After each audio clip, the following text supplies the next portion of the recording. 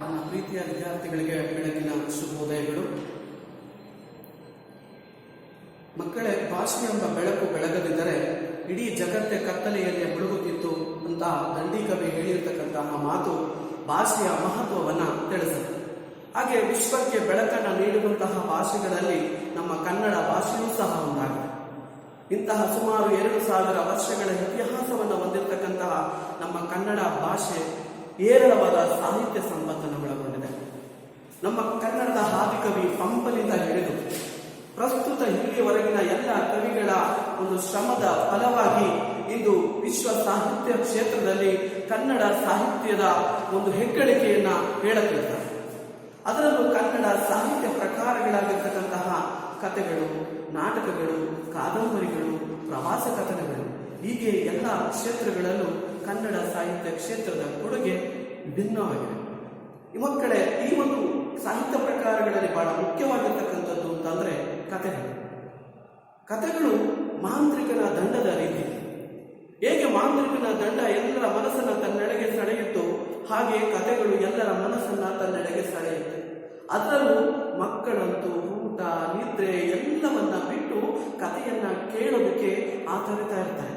ಯಾಕೆ ಅಂತಂದ್ರೆ ಕಥೆಗಳು ಮಕ್ಕಳ ಮನಸ್ಸನ್ನ ತನ್ನೆಡೆಗೆ ಸೆಳೆಕೊಳ್ಳುತ್ತೆ, ಅವರ ಕುತೂಹಲವನ್ನ ಹೆಚ್ಚಿಸುತ್ತೆ. ಇಂತಹ ಮಕ್ಕಳ ಮನಸ್ಸನ್ನ ತನ್ನೆಡೆಗೆ ಸೆಳೆಯುವಂತಹ, ಅವರ ಕುತೂಹಲವನ್ನ ಹೆಚ್ಚಿಸುವಂತಹ ಒಂದು ಸುಂದರವಾದಂತಹ ಕಥೆಯನ್ನ ನಾವು ಈ ಒಂದು ತರಗತಿಯಲ್ಲಿ ತಿಳಿದುಕೊಳ್ಳೋಣ. ಆ ಒಂದು ಕಥೆಯೇ ಶಿವಭೂತಿಯ ಕಥೆ. ಈ ಒಂದು ಶಿವಭೂತಿಯ ಕಥೆ ಎನ್ನುವಂತಹ ಒಂದು ಕಥೆಯನ್ನ ಕನ್ನಡದ ಪ್ರಸಿದ್ಧ ಕೃತಿಗಳಲ್ಲಿ ಒಂದು ಅಂತ ಹೇಳಿ ಪರಿಗಣಿಸಿರ್ತಕ್ಕಂತಹ ಪಂಚತಂತ್ರ ಅನ್ನುವಂಥ ಒಂದು ಕೃತಿಯ ಮೂಲಕ ಈ ಒಂದು ಶಿವಭೂತಿಯ ಕಥೆ ಅನ್ನುವಂತಹ ಒಂದು ಕಥಾಭಾಗವನ್ನ ಆಯ್ಕೆ ಮಾಡಿದ್ದಾರೆ. ಈ ಶಿವಭೂತಿಯ ಕಥೆಯನ್ನು ತಿಳಿದುಕೊಳ್ಳೋದಕ್ಕಿಂತ ಮುಂಚಿತವಾಗಿ ಪಂಚತಂತ್ರ ಕೃತಿಯ ಪರಿಚಯವನ್ನ ನಾನು ನಿಮಗೆ ಇವತ್ತು ತಿಳಿಸಿಕೊಡ್ತಾ ಇದ್ದೀನಿ. ಪಂಚತಂತ್ರ ಅನ್ನುವಂತಹ ಒಂದು ಕೃತಿಯನ್ನ ಕನ್ನಡದ ಶ್ರೇಷ್ಠ ವಿದ್ವಾಂಸರಲ್ಲಿ ಒಬ್ಬನಾಗಿರ್ತಕ್ಕಂತಹ ಪಂಡಿತ ವಿಷ್ಣು ಶರ್ಮಾ ಕ್ರಿಸ್ತಶಕ 550 ಅಥವಾ ಅದಕ್ಕೂ ಹಿಂದೆ ಇವನು ಈ ಒಂದು ಪಂಚತಂತ್ರ ಅನ್ನುವಂಥ ಒಂದು ಕೃತಿಯನ್ನ ಬರೀತಾರೆ. ಅವನು ತನ್ನ 80ನೇ ವಯಸ್ಸಿನಲ್ಲಿ, ಪಂಡಿತ ವಿಷ್ಣು ಶರ್ಮಾ ತನ್ನ 80ನೇ ವಯಸ್ಸಿನಲ್ಲಿ ಸಂಸ್ಕೃತ ಭಾಷೆಯಲ್ಲಿ ಈ ಒಂದು ಪಂಚತಂತ್ರ ಅನ್ನುವಂಥ ಒಂದು ಕೃತಿಯನ್ನ ಬರೀತಾರೆ.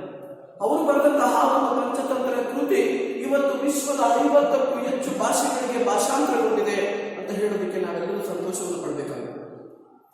ಹಾಗಾದ್ರೆ ನಾವೀಗ ಪಂಚತಂತ್ರ ಅಂದ್ರೆ ಏನು, ಯಾಕೆ ಆ ಒಂದು ಕೃತಿಗೆ ಪಂಚತಂತ್ರ ಅಂತ ಹೇಳಿ ಹೆಸರನ್ನ ಇಟ್ಟಿದ್ದಾರೆ ಅನ್ನೋದನ್ನ ತಿಳಿದುಕೊಳ್ಳೋದಕ್ಕೆ ಹೊರಟ್ರೆ, ಮೊದಲನೇದು ಪಂಚ ಅಂತಂದ್ರೆ 5, ತಂತ್ರ ಅಂತಂದ್ರೆ ಜೀವನದ ಜಾಣ ನಡವಳಿಕೆಯ ವಿಧಾನ. ಅಂದ್ರೆ ಜೀವನದಲ್ಲಿ ಯಾವ ರೀತಿ ಜಾಣ ತಂದೆಯಿಂದ ನಡ್ಕೊಳ್ಬೇಕು ಅನ್ನುವಂಥದ್ದನ್ನ ತಿಳಿಸುವಂಥದ್ದೇ ಪಂಚತಂತ್ರ ಕೃತಿ. ಮಕ್ಕಳೇ, ಈ ಒಂದು ಪಂಚತಂತ್ರ ಕೃತಿ ನೀತಿ ವಿಷಯಗಳನ್ನ ಒಳಗೊಂಡಿದ್ದು ಪ್ರಾಣಿಗಳು ಮತ್ತು ಪಕ್ಷಿಗಳನ್ನ ಕುರಿತಾದಂತಹ ಕಥೆಗಳ ಕುತೂಹಲವನ್ನು ಹುಟ್ಟಿಸುವಂತಹ ಕಥೆಗಳಾಗಿದ್ದಾವೆ. ಅದರಲ್ಲೂ ಆ ಜೀವನದಲ್ಲಿ ಬುದ್ಧಿವಂತಿಕೆಯನ್ನು ಯಾವ ರೀತಿ ಆ ಪಂಚತಂತ್ರಗಳು ಯಾವ ಅನ್ನೋದನ್ನು ನಾವು ತಿಳ್ಕೊಳ್ಬೇಕಾಗಿದೆ.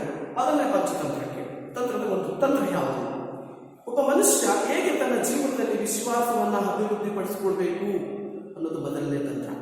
ಎರಡನೇ ತಂತ್ರ, ಹೇಗೆ ಜನರನ್ನ ಅರ್ಥ ಮಾಡ್ಕೊಳ್ಬೇಕು, ನಮ್ಮ ಸುತ್ತಮುತ್ತ ಇರತಕ್ಕಂತಹ ಜನಗಳನ್ನ ಯಾವ ರೀತಿ ಅರ್ಥ ಮಾಡಿಕೊಂಡು ಅವರಲ್ಲಿ ಒಳ್ಳೆಯವರು ಯಾರು, ಕೆಟ್ಟವರು ಯಾರು, ಯಾರ ಜೊತೆ ನಾವು ಸ್ನೇಹ ಮಾಡಬೇಕು ಅನ್ನುವಂಥದ್ದನ್ನು ತಿಳಿಸುವಂಥದ್ದು ಎರಡನೇ ತಂತ್ರ. ಮೂರನೇ ತಂತ್ರ, ಜೀವನದಲ್ಲಿ ಬಹಳ ಮುಖ್ಯವಾಗಿರ್ತಕ್ಕಂಥದ್ದು ಅಂದ್ರೆ ಗೆಳೆಯರು, ಯಾವ ರೀತಿ ಒಳ್ಳೆಯ ಗೆಳೆಯರನ್ನ ನಾವು ಆಯ್ಕೆ ಮಾಡ್ಕೋಬೇಕು ಅನ್ನುವಂಥದ್ದನ್ನು ತಿಳಿಸುವಂಥದ್ದೇ ಮೂರನೇ ತಂತ್ರ. ಯಾಕೆ ಅಂತಂದ್ರೆ ಜೀವನದಲ್ಲಿ ಸ್ನೇಹಿತ ಅನ್ನೋದು ಬಹಳ ಪ್ರಮುಖವಾದಂತಹ ಒಂದು ಪಾತ್ರವನ್ನು ವಹಿಸುತ್ತೆ. ಒಂದು ಒಳ್ಳೆಯ ಸ್ನೇಹಿತನನ್ನ ಆಯ್ಕೆ ಮಾಡ್ಕೊಳ್ಬೇಕು ಅಂತಂದ್ರೆ ನಾವು 100 ಬಾರಿ ಯೋಚನೆ ಮಾಡಿ ಅವರನ್ನ ಆಯ್ಕೆ ಮಾಡ್ಕೋಬೇಕು ಅನ್ನೋದನ್ನ ತಿಳಿಸುತ್ತೆ ಮೂರನೇ ತಂತ್ರ. ಇನ್ನು 4ನೇ ತಂತ್ರಕ್ಕೆ, ಜೀವನದಲ್ಲಿ ಹಲವಾರು ಕಷ್ಟ, ಸುಖ ಇವೆಲ್ಲವೂ ಬರ್ತಾ ಹೋಗ್ತಾರೆ. ಬಂದಂತಹ ಸಂದರ್ಭದಲ್ಲಿ ಯಾವ ರೀತಿಯಾಗಿ ಜೀವನದಲ್ಲಿ ಬರ್ತಕ್ಕಂಥ ಸವಾಲುಗಳನ್ನು ನಾವು ಎದುರಿಸಬೇಕು ಅನ್ನುವಂಥದ್ದನ್ನ ತಿಳಿಸುವಂಥದ್ದು 4ನೇ ತಂತ್ರ. ಇನ್ನು 5ನೇ, ಜೀವನದಲ್ಲಿ ಬರೀ ದಡ್ಡರಾಗಿದ್ದರೆ ಜೀವನವನ್ನು ಮಾಡಬೇಕಾಗಲ್ಲ. ಹಾಗೆ ನಾವು ಹೇಗೆ ಜೀವನದಲ್ಲಿ ಬುದ್ಧಿವಂತಿಕೆಯನ್ನು ಸಂಪಾದನೆ ಮಾಡ್ಕೋಬೇಕು ಅನ್ನುವಂಥದ್ದನ್ನ ತಿಳಿಸುವಂಥದ್ದೇ ಪಂಚತಂತ್ರದ 5ನೆಯ ತಂತ್ರ. ಈ ಒಂದು ಪಂಚತಂತ್ರ ಕೃತಿಯ ಬಗ್ಗೆ ತಿಳಿದಿರ್ತಕ್ಕಂಥವ್ರು ಏನ್ ಹೇಳ್ತಾರೆ ಅಂತಂದ್ರೆ, ಪಂಚತಂತ್ರ ಅನ್ನುವಂಥ ವಿಜ್ಞಾನದಲ್ಲಿ ನಿಷ್ಣಾತನಾಗಿರುವವನು ಅಂದ್ರೆ ಪರಿಣಿತಿಯನ್ನ ಹೊಂದಿರತಕ್ಕಂಥವನು ಜೀವನದಲ್ಲಿ ಸದಾ ಯಶಸ್ಸನ್ನು ಸಾಧಿಸ್ತಾನೆ ಅಂತ ಹೇಳಿದ್ದಾರೆ. ಹಾಗಾದ್ರೆ ಮಕ್ಕಳು ನೀವು ನಿಮ್ಮ ಜೀವನದಲ್ಲಿ ಯಶಸ್ಸನ್ನು ನೀವು ಸಾಧಿಸಬೇಕು ಅಂತಂದ್ರೆ ಪಂಚತಂತ್ರದಲ್ಲಿ ತಿಳಿಸಿರ್ತಕ್ಕಂತಹ ಈ 5 ತಂತ್ರಗಳನ್ನ ನೀವು ನಿಮ್ಮ ಜೀವನದಲ್ಲಿ ಅಳವಡಿಸಿಕೊಂಡಿದ್ದೆ ಆದ್ರೆ ಯಾವಾಗಲೂ ನಿಮ್ಮ ಜೀವನದಲ್ಲಿ ಯಶಸ್ಸನ್ನ ಸಾಧಿಸಬಹುದು. ನಾನು ಮತ್ತೆ ಹೇಳಿದ್ದೀನಿ, ಈ ಪಂಚತಂತ್ರ ಅನ್ನುವಂಥ ಕೃತಿಗಳು ಪ್ರಾಣಿಗಳು ಮತ್ತು ಪಕ್ಷಿಗಳನ್ನ ಕುರಿತಾಗಿರ್ತಕ್ಕಂತಹ ಕುತೂಹಲವನ್ನು ಹುಟ್ಟಿಸುವಂತಹ ಕಥೆಗಳು. ಇಲ್ಲಿ ನೀವು ಅರ್ಥ ಮಾಡ್ಕೊಳ್ಳಿ, ಮನುಷ್ಯನ ಗುಣಗಳ ಅನೇಕ ಮುಖಗಳು ಅಂದ್ರೆ ಒಳ್ಳೆಯ ಗುಣಗಳಾಗಿರ್ಬೋದು ಅಥವಾ ಕೆಟ್ಟ ಗುಣಗಳಾಗಿರ್ಬೋದು, ಈ ತೌರ್ಯ ಆಗಿರ್ಬೋದು, ಮದ ಮಾಸ್ತರ್ಯ ಆಗಿರ್ಬೋದು, ಅಪ್ರಾಮಾಣಿಕತೆ ಆಗಿರ್ಬೋದು, ನಂಬಿಕೆ ದ್ರೋಹ ಆಗಿರ್ಬೋದು, ಈ ಒಂದು ಸಂಪತ್ತು ಮತ್ತು ಅಧಿಕಾರದ ಮೇಲಿನ ದುರಾಸೆ ಆಗಿರ್ಬೋದು, ಇಂತಹ ಮನುಷ್ಯನ ದುರಾಸೆಯ ಗುಣಗಳನ್ನ ಪ್ರಾಣಿಗಳು ಮತ್ತು ಪಕ್ಷಿಗಳಲ್ಲಿರ್ತಕ್ಕಂತಹ ಗುಣಗಳೊಂದಿಗೆ ಹೋಲಿಕೆ ಮಾಡಿ ಅವುಗಳ ನಡುವಿನ ಭಿನ್ನತೆ ಏನು ಅನ್ನೋದನ್ನ ನಮಗೆ ನಿರೂಪಿಸುತ್ತೆ ಪಂಚತಂತ್ರ ಕೃತಿ. ಅಷ್ಟೇ ಮಾಡೋಲ್ಲ, ಜೊತೆಗೆ ಏನ್ ಮಾಡುತ್ತೆ ಅಂದ್ರೆ ಯಾವ ರೀತಿ ನಾವು ನಂಬಿಕೆಯಿಂದ ಇರಬೇಕು, ಯಾವ ರೀತಿ ಪ್ರಾಮಾಣಿಕವಾಗಿ ನಡ್ಕೋಬೇಕು, ಯಾವ ರೀತಿಯಾಗಿ ಅನ್ಯೋನ್ಯತೆಯಾಗಿ ಜೀವನವನ್ನು ನಡೆಸಬೇಕು, ಸಾಮೂಹಿಕವಾಗಿ ಹೇಗೆ ಜನಗಳ ಜೊತೆ ಬದುಕಬೇಕು, ಜೀವನದಲ್ಲಿ ಹೇಗೆ ಬುದ್ಧಿವಂತಿಕೆಯನ್ನ ಸಂಪಾದನೆ ಮಾಡ್ಕೋಬೇಕು ಅನ್ನುವಂಥ ಎಲ್ಲ ವಿಷಯಗಳನ್ನ ಬೋಧಿಸುವಂತಹ ಒಂದು ಕೃತಿಯೇ ಪಂಚತಂತ್ರ ಕೃತಿ. ಆದ್ರಿಂದಲೇ ಈ ಒಂದು ಪಂಚತಂತ್ರ ಕೃತಿನ ಭಾರತದ ಒಂದು ಅತ್ಯುತ್ತಮ ಕೃತಿಗಳಲ್ಲಿ ಒಂದು ಅಂತ ಹೇಳಿ ಪರಿಗಣಿಸಲಾಗಿದೆ.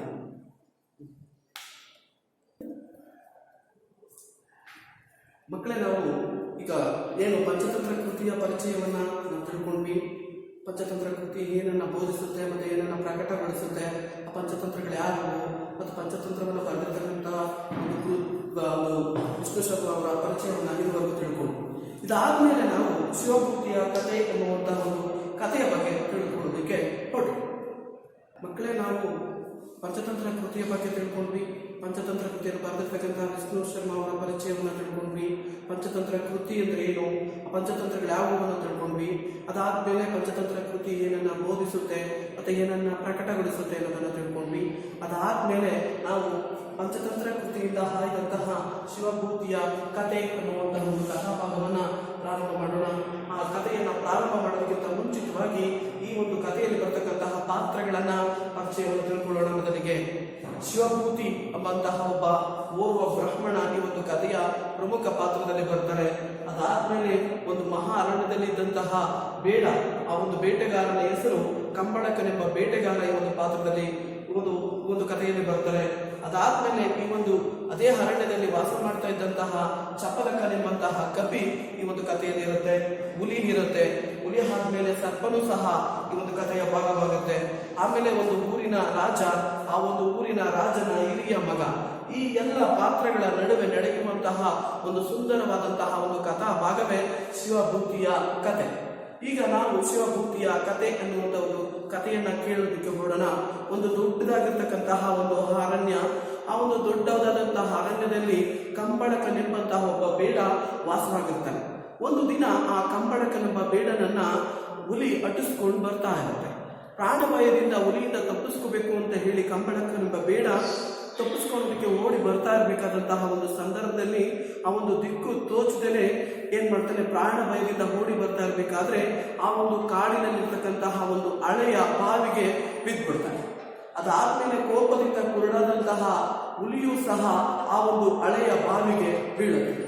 ಹೀಗೆ ಬೇಡ ಮತ್ತೆ ಹುಲಿ ಎರಡೂ ಸಹ ಆ ಒಂದು ಬಾವಿಗೆ ಬಿದ್ದ ನಂತರ ಏನ್ ಮಾಡುತ್ತೆ, ಅದೇ ಕಾಡಿನಲ್ಲಿದ್ದಂತಹ ಒಂದು ಚಪಲಕ ಅನ್ನುವಂತಹ ಒಂದು ಕಪಿ ಬಾಯಾರಿಕೆಯಾಗಿ ಆ ಬಾವಿಯ ಬಳಿಗೆ ನೀರನ್ನ ಕುಡಿಯೋದಕ್ಕೆ ಬರುತ್ತೆ. ಬಾವಿಯ ಬಳಿ ಬಂದಂತಹ ಕಪಿ ಆ ಒಂದು ಬಾವಿಗೆ ಇಳಿಯಬೇಕಾದ್ರೆ ಬಾವಿಯ ದಡದ ಮೂಲಕ ಬಾವಿಗೆ ಇಳಿತಾ ಇರಬೇಕಾದ್ರೆ ಅಲ್ಲೇ ಇದ್ದಂತಹ ಒಂದು ಬಳ್ಳಿಯನ್ನ ಹಿಡಿದು ಕೆಳಗೆ ಇಳಿಯುವಂತ ಪ್ರಯತ್ನ ಮಾಡುತ್ತೆ. ಆದ್ರೆ ಅದು ಬಳ್ಳಿ ಆಗಿರಲ್ಲ, ಸರ್ಪ ಆಗಿರುತ್ತೆ. ಹಾಗೆ ಕಪಿ ಮತ್ತು ಸರ್ಪ ಎರಡೂ ಸಹ ಬಾವಿಗೆ ಬೀಳ್ತವೆ. ಹೀಗೆ ಒಟ್ಟಾರೆಯಾಗಿ ಆ ಒಂದು ಕಾಡಿನಲ್ಲಿದ್ದಂತಹ ಆ ಒಂದು ಹಳೆಯ ಬಾವಿಯಲ್ಲಿ ಒಟ್ಟು 4 ಪ್ರಾಣಿಗಳು ಈಗ ಬಾವಿಯಲ್ಲಿ ಬಿದ್ದಿದ್ದಾವೆ. ಮೊದಲಿಗೆ ಬಿದ್ದಂತಹ ಒಂದು ಬೇಡ, ಎರಡನೇದಾಗಿ ಬಿದ್ದಂತಹ ಹುಲಿ, ಮೂರನೇದಾಗಿ ಬಿದ್ದಂತಹ ಕಪಿ ಮತ್ತೆ ಸರ್ಪ, ಈ ಒಟ್ಟು 4 ಪ್ರಾಣಿಗಳು ಆ ಒಂದು ಹಳೆಯ ಬಾವಿಯಲ್ಲಿ ಬಿದ್ದಿದ್ದಾವೆ. ಇವುಗಳ ಅದೃಷ್ಟನ ಏನೋ ಗೊತ್ತಿಲ್ಲ, ಇವುಗಳ ಪ್ರಾಣವನ್ನ ರಕ್ಷಣೆ ಮಾಡೋದಕ್ಕೋಸ್ಕರ ಒಬ್ಬ ವ್ಯಕ್ತಿ ಆ ಒಂದು ಕಾಡಿನ ದಾರಿಯಲ್ಲಿ ನಡ್ಕೊಂಡ್ ಬರ್ತಾ ಇದ್ದಾನೆ. ಅವನ ಪರಿಚಯವನ್ನ ತಿಳಿಸುವಂತಹ ಶ್ಲೋಕ ಈ ರೀತಿ ಇದೆ: ಮಲ ರಹಿತನ ನೂನ ದಯಾನಿಲಯನ ನಿಷ್ಠಾರ್ಥಿ ತೀರ್ಥಯಾತ್ರಾಶ್ರಮ ವಿಹಲ್ವಾಲ ಮಾನಸಂ ಪಿಪಾಸ ಕುಲಿತಂ ಶಿವಭೂತಿ ಎಂಬ ಪಾರ್ವಂ ಬರುತ್ತು. ಅಂದರೆ ಅವನನ್ನು ನೋಡೋದಕ್ಕೆ ಯಾವುದೇ ಪಾಪಗಳನ್ನು ಮಾಡದೇ ಇರತಕ್ಕಂತಹ, ನಿಷ್ಕಳಂಕಿತನಾಗಿರ್ತಕ್ಕಂತಹ, ದಯಾಮಯನಾಗಿರ್ತಕ್ಕಂತಹ, ಉತ್ತಮ ಕುಲದಲ್ಲಿ ಹುಟ್ಟಿರ್ತಕ್ಕಂತಹ ಶಿವಭೂತಿ ಎಂಬ ಬ್ರಾಹ್ಮಣ ತೀರ್ಥಯಾತ್ರೆಗಾಗಿ ಆ ಒಂದು ಗಾಬರಿಗೊಂಡಿರ್ತಕ್ಕಂತಹ ಮನಸ್ಸಿನಿಂದ ಆ ಕಾಡಿನಲ್ಲಿ ನೆಡ್ಕೊಂಡು ಬರ್ತಾ ಇರಬೇಕಾದ್ರೆ ಅವನಿಗೆ ಬಾಯಾರಿಕೆಯಾಗತ್ತೆ. ಬಾಯಾರಿಕೆಯಾದಂತಹ ಅವನು ನೀರನ್ನು ಕುಡಿಯೋದಕ್ಕೆ ಈ 4 ಪ್ರಾಣಿಗಳು ಬಿದ್ದಿರ್ತಕ್ಕಂತಹ ಅದೇ ಬಾವಿಯ ಬಳಿಗೆ ಬರ್ತಾನೆ. ಬಾವಿಯ ಬಳಿ ಬಂದಂತಹ ಶಿವಭೂತಿ ಬಾವಿಯಿಂದ ನೀರನ್ನು ಪಡೆಯೋದಕ್ಕೋಸ್ಕರ ತನ್ನ ಬಳಿ ಇದ್ದಂತಹ ಒಂದು ಸಣ್ಣ ಕಳಸೆ ಗಿಂಡಿಯನ್ನ ಅಲ್ಲೇ ಇದ್ದಂತಹ ಒಂದು ಬಳ್ಳಿಗೆ ಕಟ್ಟಿ ನೀರನ್ನು ಪಡೆಯೋದಕ್ಕೋಸ್ಕರ ಆ ಬಾವಿಗೆ ಬಿಡ್ತಾನೆ. ಹೀಗೆ ಆ ಒಂದು ನೀರು ತುಂಬಿರ್ತಕ್ಕಂತಹ ಗಿಂಡಿಯನ್ನ ಮೇಲೆತ್ತುವಾಗ ಅವನಿಗೆ ಸ್ವಲ್ಪ ಭಾರ ಅನ್ಸುತ್ತೆ. ಸ್ವಲ್ಪ ಭಾರ ಆದರೂ ಸಹ ಒಂದು ಬಳ್ಳಿಯನ್ನ ಎಳಿತಾ ಇರ್ತಾನೆ. ಕಾರಣ ಏನಪ್ಪಾ ಅಂದ್ರೆ ಆ ಒಂದು ಬಳ್ಳಿಯನ್ನ ಹುಲಿ ಹಿಡಿದು ನೇತಾಡ್ತಾ ಇರ್ತಾನೆ. ಅವನು ಆ ಒಂದು ಭಾರ ಆದರೂ ಸಹ ಶಿವಭೂತಿ ಮೇಲೆತ್ತಾನೆ. ಮೇಲೆತ್ತಿದಾಗ ಅವನಿಗೆ ಆಶ್ಚರ್ಯ ಆಗುತ್ತೆ. ಹುಲಿ ಮೇಲ್ ಬಂದಿರುತ್ತೆ. ಹುಲಿಯನ್ನ ಕಂಡ ತಕ್ಷಣ ಶಿವಭೂತಿ ಆಶ್ಚರ್ಯ ಆಗುತ್ತೆ. ಆಗ ಮೇಲೆ ಬಂದಂತ ಹುಲಿ ಅವನಿಗೆ ವಿನಯದಿಂದ ನಮಸ್ಕರಿಸಿದಾಗ ಶಿವಭೂತಿ ಹುಲಿಯನ್ನ ಕೇಳ್ತಾನೆ, ನೀನು ಬಾವಿಯಲ್ಲಿ ಬೀಳೋದಕ್ಕೆ ಕಾರಣ ಏನು ಅನ್ನೋ ಒಂದು ಕಾರಣವನ್ನು ಕೇಳ್ತಾನೆ. ಆಗ ಆ ಹುಲಿ ಆ ಒಂದು ನಡೆದಂತಹ ಕಥೆಯನ್ನ, ಬಾವಿಯಲ್ಲಿ ಬಿದ್ದಂತಹ ಪ್ರಾಣಿಗಳು ಯಾವ್ಯಾವು ಅನ್ನುವಂಥ ಎಲ್ಲ ಕಥೆಯನ್ನ ಶಿವಭೂತಿಗೆ ಹೇಳ್ತಾನೆ. ನಂತರ ಶಿವಭೂತಿಗೆ ವಿನಯದಿಂದ ನಮಸ್ಕರಿಸಿದಂತಹ ಹುಲಿ ಹೇಳುತ್ತೆ, ನಿಮ್ಮಿಂದಾಗಿ ನನ್ನ ಜೀವ ಉಳ್ಕೊಂಡಿದೆ, ಅಪಾಯದಿಂದ ಪಾರಾಗಿದೆ. ನಾನು ಇಲ್ಲೇ ಇರ್ತಕ್ಕಂತಹ ಒಂದು ಪರ್ವತ ಪಂಕ್ತಿ ಅಂದರೆ ಸಾಲು, ಪರ್ವತಗಳ ಸಾಲಿನಲ್ಲಿರ್ತಕ್ಕಂಥ ಒಂದು ಗುಹೆಯಲ್ಲಿ ವಾಸ ಮಾಡ್ತಾ ಇದ್ದೀನಿ. ನೀವು ತೀರ್ಥಯಾತ್ರೆಯನ್ನು ಮುಗಿಸ್ಕೊಂಡು ಬರಬೇಕಾದ್ರೆ ನನ್ನ ಬಳಿಗೆ ಬನ್ನಿ, ನನ್ನಲ್ಲಿರ್ತಕ್ಕಂತಹ ಬೆಲೆ ಬಾಳುವ ಆಭರಣಗಳನ್ನು ನಿಮಗೆ ಕೊಟ್ಟು ಕಳಿಸ್ತೀನಿ ಅಂತ ಹೇಳಿ ಶಿವಭೂತಿಗೆ ಹುಲಿ ಹೇಳೋದು. ಆಗ ಶಿವಭೂತಿ ಹೇಳ್ತಾನೆ, ನೀನು ಹೇಳಿರ್ತಕ್ಕಂತಹ ಬಾವಿಯಲ್ಲಿ ಬಿದ್ದಿರ್ತಕ್ಕಂತಹ ಪ್ರಾಣಿಗಳೆಲ್ಲವನ್ನ ಕಾಪಾಡಿ ತೀರ್ಥಯಾತ್ರೆಯನ್ನು ಮುಗಿಸ್ಕೊಂಡು ಬರಬೇಕಾದ್ರೆ ನಿನ್ನ ಬಳಿಗೆ ಬರ್ತೀನಿ ಅಂತ ಶಿವಭೂತಿ ಹುಲಿಗೆ ಹೇಳ್ತಾನೆ.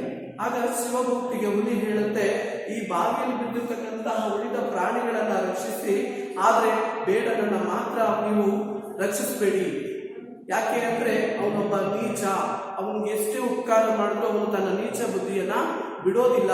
ಆದ್ರಿಂದ ಆ ಒಂದು ಬೇಡನನ್ನ ಮಾತ್ರ ನೀವು ರಕ್ಷಣೆ ಮಾಡಬೇಡಿ ಅಂತ ಹೇಳಿ ಹುಲಿ ಶಿವಭೂತಿಗೆ ಹೇಳುತ್ತೆ. ಏನಂತ ಹೇಳ್ತಾರೆ, ಉಪಕಾರೋಪಿ ನೀಚಾನಂ ಅಪಕಾರಾಯ ಕಲ್ಪತೆ ಪಯಂ ಪಾನಂ ಭುಜಂ ಗಾನಂ ಕೇವಲ ವಿಷವರ್ಧನಂ. ಅಂದ್ರೆ ನೀಚನಿಗೆ ನಾವು ಎಷ್ಟೇ ಉಪಕಾರವನ್ನ ಮಾಡಿದ್ರೂ ಸಹ ಅವನು ತನ್ನ ನೀಚ ಬುದ್ಧಿಯನ್ನ ಬಿಡೋದಿಲ್ಲ. ಆದ್ರಿಂದ ಯಾವ ರೀತಿ ಅಂದ್ರೆ ಹಾವಿಗೆ ಹಾಲೆರದಂತೆ, ಹಾವಿಗೆ ಹಾಲೆರದಲ್ಲಿ ಹೇಗೆ ಅದು ತನ್ನ ವಿಷವನ್ನ ಕಳೆದುಕೊಳ್ಳೋದಿಲ್ವೋ ಹಾಗೆ ನೀಚನಿಗೆ ನಾವು ಎಷ್ಟೇ ಉಪಕಾರವನ್ನ ಮಾಡಿದ್ರೂ ಸಹ ಅವನು ತನ್ನ ನೀಚ ಬುದ್ಧಿಯನ್ನ ಬಿಡೋದಿಲ್ಲ. ಆದ್ರಿಂದ ಅವನನ್ನು ನೀವು ರಕ್ಷಿಸಬೇಡಿ ಅಂತ ಹೇಳಿ ಹುಲಿ ಹೇಳಿ ಅಲ್ಲಿಂದ ಹೊರಟು ಹೋಗುತ್ತೆ. ಆಮೇಲೆ ಶಿವಭೂತಿ ಏನ್ ಮಾಡ್ತಾನೆ, ಬಾವಿಯಲ್ಲಿ ಇದ್ದಂತಹ ಕಪಿಯನ್ನ ಮತ್ತೆ ಹುಲಿಯನ್ನ, ಕಪಿ ಮತ್ತೆ ಸರ್ಪವನ್ನ ರಕ್ಷಣೆ ಮಾಡ್ತಾನೆ. ಆ ಒಂದು ಒಂದು ಏನು ಶಿವಭೂತಿಯಿಂದ ರಕ್ಷಿಸಲ್ಪಟ್ಟಂತಹ ಕಪಿ, ಚಪಲಕನೆಂಬ ಕಪಿ ಬಂದು ಅವನಿಗೆ ವಿನಯದಿಂದ ನಮಸ್ಕಾರ ಮಾಡಿ, ನಿಮ್ಮಿಂದಾಗಿ ನಾನು ಮರುಹುಟ್ಟನ್ನ ಪಡ್ಕೊಂಡಿದ್ದೀನಿ, ನಾನು ಬದರಿಕಾಶ್ರಮದಲ್ಲಿ ವಾಸ ಮಾಡ್ತಾ ಇದ್ದೀನಿ, ನೀವು ನನ್ನಲ್ಲಿಗೆ ಬಂದ್ರೆ ನಾನು ನಿಮ್ಮನ್ನ ಸತ್ಕರಿಸ್ತೀನಿ ಅಂತ ಹೇಳಿ ಅವನು ಕಪ್ಪಿ ಹೇಳಾದ್ಮೇಲೆ ಸರ್ಪನ ಹೇಳುತ್ತೆ. ಸರ್ಪವು ಅದೇ ತರ ಹೇಳ್ಬಿಟ್ಟು ಆ 2 ಹಲ್ಲಿಂದವು ಹೊರಡ್ತಾರೆ. ಇದ್ ಕಡೆ ಶಿವಭೂತಿ ಆ ಒಂದು ಹುಲಿ ಹೇಳಿದಂತ ಮಾತು ಶಿವಭೂತಿಗೆ ನೆನಪಿಗೆ ಬರುತ್ತೆ. ಏನಪ್ಪಾ ಅಂತಂದ್ರೆ ಆ ಒಂದು ಬೇಡನನ್ನ ಮಾತ್ರ ರಕ್ಷಿಸಬೇಡಿ, ಅವನೊಬ್ಬ ನೀಚ ಅಂತ ಹೇಳಿದೆ.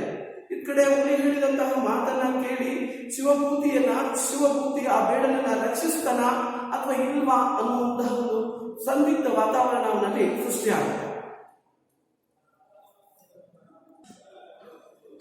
ಈಗ ನೀಚನಾಗಿರ್ತಕ್ಕಂತಹ ಬೇಡನನ್ನ ರಕ್ಷಿಸಬೇಕಾ ಬೇಡವೋ ಅನ್ನುವಂತಹ ಒಂದು ಗೊಂದಲದ ಸಂದಿಗ್ಧ ಪರಿಸ್ಥಿತಿಯಲ್ಲಿ ಈ ಒಂದು ಶಿವಭೂತಿ ನಿಂತ್ಕೊಂಡಿದ್ದಾನೆ. ಆದ್ರೂ ಅವನು ಯೋಚನೆ ಮಾಡಿ ಅವನಂತಹ ತನ್ನ ಮನಸ್ಸಿನಲ್ಲಿ ಅನ್ಕೊಳ್ತಾನೆ, ಪಲ್ಲಗಳ ತಡಿಯನ್ನು ಪಡೆ ಬಿಲ್ಲ ನಿಂದೆನಗೆ ಪುಂಡರೀಕಂ ಬೇಡದ ತಿಲ್ಲು ಭಯಂ ಪಕ್ಷಪಾತವೇ ಪಲ್ಲದೆ ಪರೋಪಕಾರ ವ್ಯಸನ. ಅಂದ್ರೆ ಅವನು ತನ್ನ ಮನಸ್ಸಿನಲ್ಲಿ ಯೋಚನೆ ಮಾಡ್ತಾನೆ ಶಿವಭೂತಿ. ಏನಂತ ಯೋಚನೆ ಮಾಡ್ತಾನೆ ಅಂದ್ರೆ, ಆ ಒಂದು ಪಲ್ಲಗಡ ಕೆಟ್ಟವನು ಅಂತ ಹೇಳಿ ನಾನು ಶಿವಭೂತಿ ಅಂದ್ಕೊಳ್ತಾ ಇದ್ದೇನೆ, ಕೆಟ್ಟವನು ಅಂತ ಅಂದ್ಕೊಂಡು ಬೇಡನನ್ನ ರಕ್ಷಣೆ ಮಾಡಲಿಲ್ಲ ಅಂದ್ರೆ, ಹುಲಿಯ ಮಾತನ್ನ ಕೇಳಿ ನಾನು ಬೇಡನನ್ನ ರಕ್ಷಣೆ ಮಾಡಲಿಲ್ಲ ಅಂದ್ರೆ ನಾನು ಅವನಿಗೆ ಪಕ್ಷಪಾತವನ್ನ ಮಾಡಿದಾಗುತ್ತೆ. ಹೇಗೆ ಅಂತಂದ್ರೆ, ಬಾವಿಯಲ್ಲಿರ್ತಕ್ಕಂತಹ ಎಲ್ಲಾ ಪ್ರಾಣಿಗಳನ್ನ ರಕ್ಷಣೆ ಮಾಡಿ ಬೇಡನನ್ನ ಮಾತ್ರ ರಕ್ಷಣೆ ಮಾಡಲಿಲ್ಲ ಅಂದ್ರೆ ನಾನು ಅವನಿಗೆ ಏನನ್ನ ಮಾಡಿದಾಗುತ್ತೆ, ಪಕ್ಷಪಾತವನ್ನ ಮಾಡಿದಾಗುತ್ತೆ ಅಂತ ಅನ್ಕೊಂತಾನೆ. ಕೆಟ್ಟದ್ದು ಕೆಟ್ಟದ್ದೇ, ಆದ್ರೆ ಪರೋಪಕಾರ ಅನ್ನೋದು ಕೆಟ್ಟದ್ದಲ್ಲ. ಆದ್ರಿಂದ ಪರೋಪಕಾರ ಕೆಟ್ಟದ್ದಲ್ಲ ಅಂತ ಹೇಳಿ ತನ್ನ ಮನಸ್ಸಿನಲ್ಲಿ ಅಂದ್ಕೊಂಡು ಆ ಒಂದು ಶಿವಭೂತಿ ಆ ಬೇಡನನ್ನ ರಕ್ಷಣೆ ಮಾಡೋದಕ್ಕೆ ನಿರ್ಧಾರ ಮಾಡ್ತಾನೆ. ಆ ಒಂದು ಕರುಣಾಮಯಿಯಾಗಿರ್ತಕ್ಕಂತಹ ದಯಾವಂತನಾಗಿರ್ತಕ್ಕಂತಹ ಶಿವಭೂತಿ ದುರಾತ್ಮನಿಲ್ಲದೆ ಆ ಒಂದು ಕಿರಾತನನ್ನ ಬೇಡನನ್ನ ಆ ಬಾವಿಯಿಂದ ರಕ್ಷಣೆ ಮಾಡ್ತಾನೆ. ಹೀಗೆ ಶಿವಭೂತಿಯಿಂದ ರಕ್ಷಿಸಲ್ಪಟ್ಟಂತಹ ಬೇಡ ಅವನಿಗೆ ವಿನಯಪೂರ್ವಕವಾಗಿ ನಮಸ್ಕಾರ ಮಾಡ್ತಾನೆ. ನಾನು ಈ ಒಂದು ಪದ್ಮಾನಗರದಲ್ಲಿ ವಾಸ ಮಾಡ್ತಾ ಇದ್ದೀನಿ, ನೀವು ಅಲ್ಲಿ ಬಂದ್ರೆ ನನ್ನ ಕೈ ಮೀರಿ ನಿಮ್ಮನ್ನ ಸತ್ಕರಿಸ್ತೀನಿ ಅಂತ ಹೇಳಿ ಅಲ್ಲಿಂದ ಬೇಡ ಹೊರಟು ಹೋಗ್ತಾನೆ. ಹೀಗೆ ಆ ನಂತರ ಏನಾಗುತ್ತೆ, ಆ ಒಂದು ಶಿವಭೂತಿ ತೀರ್ಥಯಾತ್ರೆಯನ್ನು ಮಾಡೋದಕ್ಕೆ ಮುಂದುವರಿತಾನೆ. ಹೀಗೆ ಕೆಲವು ದಿನಗಳು ಮುಗಿದ ನಂತರ ತೀರ್ಥಯಾತ್ರೆ ಮುಕ್ತಾಯ ಮುಗಿಸಿಕೊಂಡು ಆ ಒಂದು ಶಿವಭೂತಿ ಏನ್ ಮಾಡ್ತಾನೆ, ನಡ್ಕೊಂಡು ಅದೇ ಕಾಡಿನ ದಾರಿಯಲ್ಲಿ ನಡ್ಕೊಂಡು ಬರ್ತಾ ಇರ್ತಾನೆ. ಬರ್ತಾ ಇರ್ಬೇಕಾದಂತಹ ಒಂದು ಸಂದರ್ಭದಲ್ಲಿ ಆ ಒಂದು ಕಾಡಿನಲ್ಲಿ ನಡ್ಕೊಂಡು ಆ ಪರ್ವತ ಪಂಕ್ತಿಗಳ ಸಾಲಿನಲ್ಲಿ ನಡ್ಕೊಂಡು ಬರ್ತಾ ಇರ್ಬೇಕಾದಂತಹ ಸಂದರ್ಭದಲ್ಲಿ ಹುಲಿ ಅವನನ್ನ ಕಂಡು ವಿನಯಪೂರ್ವಕವಾಗಿ ನಮಸ್ಕಾರ ಮಾಡಿ ಅವನನ್ನ ತನ್ನ ಗುಹೆಗೆ ಕರ್ಕೊಂಡು ಹೋಗುತ್ತೆ. ಗುಹೆಗೆ ಕರ್ಕೊಂಡೋಗಿ ತನ್ನ ಬಳಿ ಇರ್ತಕ್ಕಂತಹ ಬೆಲೆ ಬಾಳುವ ವಸ್ತ್ರಾಭರಣಗಳನ್ನ ಕೊಟ್ಟು ಅವನನ್ನ ಸತ್ಕರಿಸಿ ಅವನನ್ನ ಆಧರಿಸುತ್ತೆ. ಹೀಗೆ ಹುಲಿಯಿಂದ ಸತ್ಕರಿಸಲ್ಪಟ್ಟಂತಹ ಶಿವಭೂತಿ ನಂತರ ಆ ಒಂದು ಕಾಡಿನ ದಾರಿಯಲ್ಲಿ ನಡ್ಕೊಳ್ತಾ ಆ ಒಂದು ಕಪಿ ಇದ್ದಂತಹ ಬದರಿಕಾಶ್ರಮಕ್ಕೆ ಬರ್ತಾನೆ. ಬದರಿಕಾಶ್ರಮದಲ್ಲಿ ಆಯಾಸವನ್ನು ನಿವಾರಣೆಯನ್ನು ಮಾಡಿಕೊಳ್ಳೋದಕ್ಕೋಸ್ಕರ ಆ ಒಂದು ಶಿವಭೂತಿ ಮಾವಿನ ಮರದ ಕೆಳಗೆ ವಿಶ್ರಾಂತಿಯನ್ನ ಪಡೆಯುತ್ತಿರುವಂತಹ ಒಂದು ಸಂದರ್ಭದಲ್ಲಿ ಅವನನ್ನ ಕಂಡಂತಹ ಕಪಿ ಅವನಲ್ಲಿಗೆ ಓಡಿ ಬಂದು ಅವನನ್ನ ವಿನಯಪೂರ್ವಕವಾಗಿ ನಮಸ್ಕರಿಸಿ ಆ ಒಂದು ಕಾಡಿನಲ್ಲಿರ್ತಕ್ಕಂತಹ ರುಚಿಯಾಗಿರ್ತಕ್ಕಂತಹ ಮಾವು, ಹಲಸು, ಪೇರಳೆ, ಬಾಳೆ ಮುಂತಾದ ಹಲವು ರುಚಿಕರವಾದಂತಹ ಹಣ್ಣುಗಳನ್ನ ತಂದು ಆ ಒಂದು ಕಪಿ ಅವನಿಗೆ ನೀಡಿ ಅವನನ್ನ ಆಧರಿಸಿದ. ಆ ಕಪಿಯ ಆಧಾರವನ್ನು ಸ್ವೀಕರಿಸಿದಂತಹ ಶಿವಭೂತಿ ಅಂದು ಆ ಒಂದು ಬದರಿಕಾಶ್ರಮದಲ್ಲೇ ಇದ್ದು ಮಾರನೆಯ ದಿನ ಅಲ್ಲಿಂದ ಓಡೋದಕ್ಕೆ ಪ್ರಾರಂಭ ಮಾಡ್ತಾನೆ. ಹೀಗೆ ಕೆಲವು ದಿನಗಳ ಆದ ನಂತರ ಆ ಒಂದು ಬೇಡನು ವಾಸವಾಗಿದ್ದಂತಹ ಪದ್ಮಾನಗರಕ್ಕೆ ಬರ್ತಾನೆ. ಪದ್ಮಾನಗರದ ಬೀದಿಗಳಲ್ಲಿ ಆ ಒಂದು ಬೇಡನನ್ನ ಹುಡುಕ್ತಾ ಶಿವಭೂತಿ ಬರ್ತಾ ಇರಬೇಕಾದಂತಹ ಸಂದರ್ಭದಲ್ಲಿ ಒಂದು ಬೀದಿಯಲ್ಲಿ ಆ ಒಂದು ಶಿವಭೂತಿಗೆ ಬೇಡ ಸಿಗ್ತಾನೆ. ಶಿವಭೂತಿಯನ್ನು ಕಂಡಂತಹ ಬೇಡ ತನ್ನ ಮನೆಗೆ ಕರ್ಕೊಂಡು ಹೋಗಿ ಮನೆಯಲ್ಲಿ ಕುಳ್ಳೋರಿಸ್ತಾನೆ. ನೀವು ನನ್ನ ಮನೆಗೆ ಬಂದಿದ್ದೀರಿ, ನಾನು ನಿಮ್ಮನ್ನ ಸತ್ಕರಿಸಬೇಕು, ಆದ್ರೆ ನಾನು ಬರಿಗೈ ಆಗಿದ್ದೀನಿ ಅಂತ ಹೇಳಿ ಆ ತನ್ನ ನಿರುಪಾಯ ಸ್ಥಿತಿಯನ್ನ ಆ ಒಂದು ಬೇಡ ಶಿವಭೂತಿ ಬಳಿ ಹೇಳ್ಕೊಡ್ತಾನೆ. ಆಗ ಶಿವಭೂತಿ ಹೇಳ್ತಾನೆ, ಚಿಂತಿಸಬೇಡ, ನಿಮಗೆ ಜೀವನದಲ್ಲಿ ಬಾಳುವಂತ ಉಪಾಯವನ್ನ ನಾನು ನಿಮಗೆ ತಿಳಿಸ್ತೇನೆ ಅಂತ ಹೇಳಿ ತನ್ನ ಬಳಿ ಇದ್ದಂತಹ ಬೆಲೆ ಬಾಳುವ ಆಭರಣಗಳನ್ನ ಆ ಒಂದು ಶಿವಭೂತಿ ಆ ಒಂದು ಬೇಡನಿಗೆ ತೋರಿಸ್ತಾನೆ. ಇದನ್ನು ನೋಡಿದ ತಕ್ಷಣ ಬೇಡನ ಮನಸ್ಸು ಅವನಿಗೆ ಕೆಟ್ಟದ್ದು ಮಾಡಬೇಕು ಅಂತ ಅನ್ಸುತ್ತೆ. ಅವನಿಗೆ ಆ ಒಂದು ಅಲ್ಲಿ ಒಂದು ಏನ್ ಬರುತ್ತೆ ಅಂದ್ರೆ, ಎನಗೆ ಹಿತಂ ಬ್ರಾಹ್ಮಣ ನಿತನನ್ನದ ಅವಿವೇಕಿಯಾದ ಶಿವಭೂತಿಗೆ ತೊಟ್ಟನೆ ಬಗಿದನ ಹಿತಮಂತ ಧನಧರರಂತು ಕೃತಜ್ಞರೇನು ಮಾಡಿ. ಅಂದರೆ ಆ ಒಂದು ಬ್ರಾಹ್ಮಣನಾಗಿರ್ತಕ್ಕಂತಹ ಶಿವಭೂತಿಯಿಂದ ನನಗೆ ಉಪಕಾರ ಆಗುತ್ತೆ ಅನ್ನೋದನ್ನ ಊಹಿಸ್ತಾ ಇರ್ತಕ್ಕಂತಹ ಈ ಒಂದು ಬೇಡ ಏನ್ ಮಾಡ್ತಾನೆ, ತೊಟ್ಟನೆ ಅಂದ್ರೆ ತಕ್ಷಣವೇ ಅವನಿಗೆ ಅಪಕಾರವನ್ನ ಮಾಡೋದಕ್ಕೆ ಸಿದ್ಧನಾಗ್ತಾನೆ. ಅವನು ಏನ್ ಮಾಡ್ತಾನೆ, ಅಪಕಾರವನ್ನ ಅದು ಯಾವ ರೀತಿ ಅಂತಂದ್ರೆ, ಉಪಕಾರ ಸ್ಮರಣೆ ಇಲ್ಲದವರು ಏನ್ ಮಾಡೋದಕ್ಕೂ ಸಿದ್ಧರಾಗಿರ್ತಾರೆ ಅನ್ನೋ ರೀತಿಯಲ್ಲಿ ಆ ಒಂದು ಬೇಡ ಏನ್ ಮಾಡ್ತಾನೆ, ಆ ಒಂದು ಅಪಕಾರವನ್ನ ಶಿವಭೂತಿಗೆ ಮಾಡ್ತಾನೆ. ಏನು ಅಂತಂದ್ರೆ, ತಕ್ಷಣ ಆ ಒಡವೆಗಳನ್ನ ಶಿವಭೂತಿಯಲ್ಲಿ ಇರ್ತಕ್ಕಂಥ ಬೆಲೆ ಬಾಳುವ ಆಭರಣಗಳನ್ನ ನೋಡಿದ ತಕ್ಷಣ ಆ ಒಂದು ಬೇಡ ಆ ಊರಿನ ರಾಜನ ಬಳಿಗೆ ಹೋಗ್ತಾನೆ. ರಾಜನ ಬಳಿಗೆ ಹೋಗ್ಬಿಟ್ಟು ರಾಜನ ಹತ್ರ ಹೇಳ್ತಾನೆ, ರಾಜ, ನೀವು ತೊಡ್ಬೇಕಾಗಿರ್ತಕ್ಕಂಥ ಬೆಲೆ ಬಾಳುವ ಆಭರಣಗಳನ್ನ ನಮ್ಮ ಮನೆಯಲ್ಲಿರ್ತಕ್ಕಂಥ ಒಬ್ಬ ಆಗಂತುಕ ಬ್ರಾಹ್ಮಣ ತಗೊಂಬಂದಿದ್ದಾನೆ ಅಂತ. ಆ ತಕ್ಷಣ ಏನ್ ಮಾಡ್ತಾನೆ, ಆ ಒಂದು ರಾಜ ದೂತರನ್ನ ಕಳುಹಿಸಿ ಶಿವಭೂತಿಯನ್ನ ಅರಮನೆಗೆ ಕರ್ತಾರೆ. ಒಡವೆಗಳನ್ನು ಕಿತ್ಕೊಂಡು ಅವನಿಗೆ ಸೆರೆಮನೆಗೆ ಕಳಿಸ್ತಾನೆ. ಹೀಗೆ ಸೆರೆಮನೆಗೆ ಹೊರಟಂತಹ ಶಿವಭೂತಿ ತನ್ನ ಹುಚ್ಚುತನಕ್ಕೆ ತಾನೇ ಮರುಗಿ ನಗ್ತಾನೆ.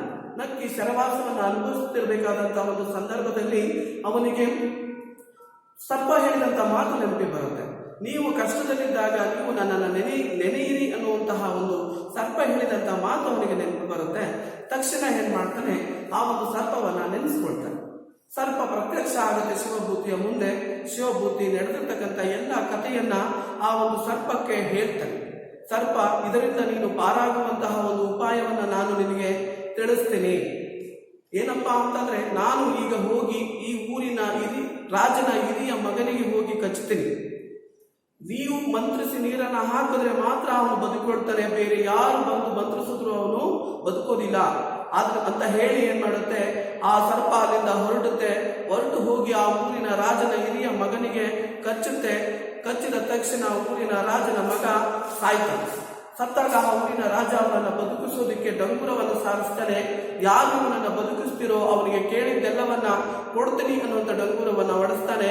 ತಕ್ಷಣವೇ ಶಿವಭೂತಿ ಏನ್ ಮಾಡ್ತಾನೆ, ಆ ಒಂದು ನಾನು ಬದುಕಿಸ್ತೀನಿ ಅಂತ ಹೇಳಿ ಹೋಗ್ತಾನೆ. ಹೋಗಿ ಆ ಒಂದು ಬಿಂದಿಗೆಯಲ್ಲಿದ್ದಂತಹ ನೀರನ್ನ ಮಂತ್ರಿಸಿ ಆ ಊರಿನ ರಾಜನ ಹಿರಿಯ ಮಗನ ಮೇಲೆ ಚಿಮುಕಿಸ್ತಾನೆ. ತಕ್ಷಣವೇ ಆ ಒಂದು ಸರ್ಪ ಹೇಳಿದ ರೀತಿ ಆ ಒಂದು ವಿಷವನ್ನ ಕಳೆಯುತ್ತೆ. ಆ ಊರಿನ ರಾಜನ ಹಿರಿಯ ಮಗ ಬದುಕೊಳ್ತಾನೆ. ತಕ್ಷಣವೇ ರಾಜ ಶಿವಭೂತಿಯನ್ನ ಕಳೆದು ನಡೆದಂತಹ ಒಂದು ವಿಷಯವನ್ನ ತಿಳಿದುಕೊಳ್ತಾನೆ. ನಡೆದಂತಹ ಒಂದು ವಿಷಯವನ್ನು ತಿಳ್ಕೊಂಡು ನಿರಪರಾಧಿಯಂತಹ ಶಿವಭೂತಿ ನಿರಪರಾಧಿ ಅನ್ನೋದು ಅವನಿಗೆ ತಿಳಿಯುತ್ತೆ. ತಕ್ಷಣ ಏನ್ ಮಾಡ್ತಾನೆ, ಶಿವಭೂತಿಗೆ ಬೆಲೆ ಬಾಳುವಂತಹ ಆಭರಣಗಳನ್ನ ನೀಡಿ ಅವನನ್ನ ಸತ್ಕರಿಸ್ತಾನೆ. ಈ ಇಂತಹ ಒಂದು ದಯಾಮಯನಾಗಿರ್ತಕ್ಕಂತಹ ಶಿವಭೂತಿಗೆ ಕೇಡನ್ನ ಅಪಕಾರವನ್ನ ಮಾಡಿದಂತಹ ಆ ಒಂದು ಬೇಡನನ್ನ ಸೆರೆಮನೆಗೆ ಯಮಪುರಿಗೆ ಅಡ್ತಾನೆ. ಈ ಒಂದು ಕಥೆಯಿಂದ ಮಕ್ಕಳೇ ನಾವು ತಿಳಿಯೋದು ಏನಪ್ಪಾ ಅಂತಂದ್ರೆ, ದುಷ್ಟರ ಸಹವಾಸ ಮಾಡಬಾರದು. ದುಷ್ಟರ ಸಹವಾಸ ಮಾಡಿದ್ರೆ ಅದು ನಮ್ಗೆ ಕೆಟ್ಟದ್ದಾಗತ್ತೆ. ದುಷ್ಟರ ಸಂಘ ಅಭಿಮಾನ ಭಂಗ ಅನ್ನುವಂತಹ ಒಂದು ಗಾದೆ ಮಾತು ನಮ್ಗೆ ಏನನ್ನ ತಿಳಿಸುತ್ತೋ ಹಾಗೆ ನಾವು ಒಳ್ಳೆಯವರ ಸಹವಾಸವನ್ನ ಮಾಡಿದ್ರೆ ನಮ್ಗೆ ಒಳ್ಳೆಯದನ್ನ ಆಗತ್ತೆ. ಕೆಟ್ಟದವರ ಸಹವಾಸವನ್ನ ಮಾಡಿದ್ರೆ ಅವರು ನಮ್ಗೆ ಕೆಟ್ಟದ್ದನ್ನ ಕಲಿಸ್ಕೊಡ್ತಾರೆ. ಆದ್ರಿಂದ ನೀವು ನಿಮ್ಮ ಜೀವನದಲ್ಲಿ ಯಾವ್ದಾದ್ರೂ ವ್ಯಕ್ತಿಗಳ ಜೊತೆ ಸ್ನೇಹ ಸಂಬಂಧವನ್ನ ಮಾಡಬೇಕು ಅಂತಂದ್ರೆ ಉತ್ತಮ ವ್ಯಕ್ತಿಗಳ ಜೊತೆಯಲ್ಲಿ ನೀವು ಸಂಬಂಧವನ್ನ ಬೆಳೆಸ್ಕೊಳ್ಳಿ ಅಂತ ಹೇಳಿ ಈ ಒಂದು ಪಾಠಭಾಗವನ್ನ ಮುಗಿಸ್ತಾ ಇದ್ದೀನಿ. ಧನ್ಯವಾದ.